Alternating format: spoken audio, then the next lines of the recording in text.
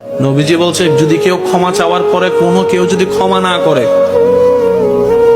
সেজন্য আমি নবীর সুপারিশ আশা না করে।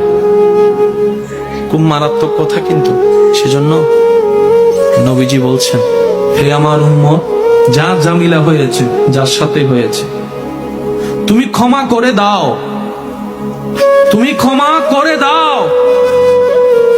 সে ক্ষমা চাক না চাক তুমি মাফ করে দাও।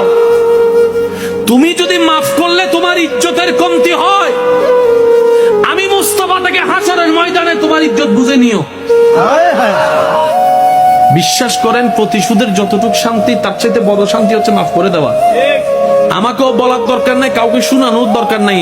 আপনার জীবনের সবচেয়ে বড় শত্রু যে ইনডোর হোক, আউটডোর হোক, ঘরের হোক, বাহির হোক, যার সাথে আপনার বনেও না, যার সাথে চেহারা দেখতে ইচ্ছে করে না, এরকম কেউ থাকলে শুধু মনে মনে আমার দিকে তাকাই হলো কথাটা রাখার জন্য, শুধু মনে মনে বলেন, যা তোর মাফ করে দিলাম। দেখবেন আপনার মনে এটা কেমন যেন একটা শান্তি লাগা শুরু করবে। বিশ্বাস করেন ভাই, রাগ, হিংসা, অহংকার এগুলো শয়তানের জিনিস। এগুলা নিয়ে কেউ শান্তিতে থাকতে পারে নাই। হারালেই জিতা যায় না, হারালেই অনেকে আছে কই মামলা করছে, আমি কি হারবো নাকি? দরকার হলে 10 খানি যা জমি আছে এগুলো সব বিক্রি করে দিব, তারপরও জিতে লাগবে।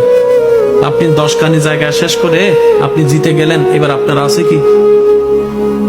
এবার আপনার ছেলে মেয়েরাই তো আপনার 14 গোষ্ঠী দোয়াই ফেলবে। বাস্তব যেটা সেটা বলেন না রে ভাইয়া। তো সেজন্য আল্লাহর ওয়াস্তে নবীর সুন্নত হচ্ছে জীবনের শান্তিতে থাকার সবচেয়ে গুড ওয়ে। আল্লাহ পাক আমাদের সবাইকে বুঝার তৌফিক দেন।